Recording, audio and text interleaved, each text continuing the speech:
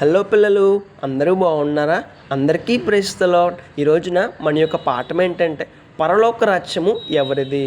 ఏంటి దేవుడు నివసించే పరలోక రాజ్యాన్ని ఎవరు పొందుకుంటారు? ఈ ప్రశ్నకు సమాధానం యేసయ్య చెప్పారు. కొండ మీద యేసుక్రీస్తు ప్రభువారు అందరికీ చెప్పారు. ఏమిటా సమాధానం? మత్తయి సువార్త 5వ అధ్యాయం 3వ వచనం.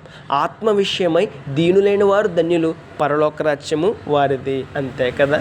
ఎవరైతే ఆత్మ విషయమై దీనులుగా ఉంటారో వారిదే పరలోక రాజ్యం. ఇంతకీ ఆత్మ విషయమై దీనులైన వారు అంటే ఎవరు? ఇదిగోండి,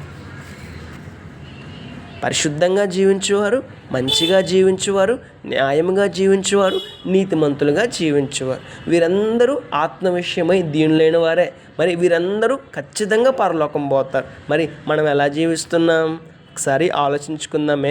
పరిశుద్ధంగా జీవించాలి, మంచివారిగా జీవించాలి, నిజాయితీగా జీవించాలి, నీతిమంతులుగా జీవించాలి. ఇలా మనం ఎప్పుడైతే జీవిస్తామో పరలోకం పోతాం. మన వల్ల అవుతుందా? మన వల్ల అవ్వదు. అప్పుడు దేవునికి ప్రార్థన చేయాలి. యేసయ్య, నేను పరిశుద్ధంగా జీవించాలనుకుంటున్నాను, నాకు సహాయం చేయండి యేసయ్య. మంచిగా జీవించాలనుకుంటున్నాను, సహాయం చేయండి యేసయ్య. నిజాయితీగా జీవించాలనుకుంటున్నాను, సహాయం చేయండి యేసయ్య. నీతిమంతులుగా జీవించాలనుకుంటున్నాను, సహాయం చేయండి యేసయ్య అని దేవునికి ప్రార్థన చేయాలి. అప్పుడు దేవుడు సహాయం చేస్తారు, మనము పరలోకం వెళ్ళిపోతాం. మరి మనం ఎంతమంది మీలా జీవిస్తున్నాం?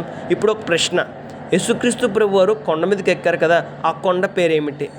సమాధానాన్ని కామెంట్ చేయండి. అదేవిధంగా ఈ కంఠస్థ వాక్యాన్ని కంఠస్థం చేయాలి. ఆత్మ విషయమై దీనులైన వారు ధన్యులు, పరలోక రాజ్యం వారిది. ఒకసారి కంఠస్థం చేద్దాం. ఈ ప్రశ్నకు సమాధానం ఏంటి? ఆ ప్రశ్న, యేసుక్రీస్తు ప్రభువారు ఒక కొండ ఎక్కారు కదా, ఆ కొండ పేరేమిటి? సమాధానాన్ని కామెంట్ చేయండి.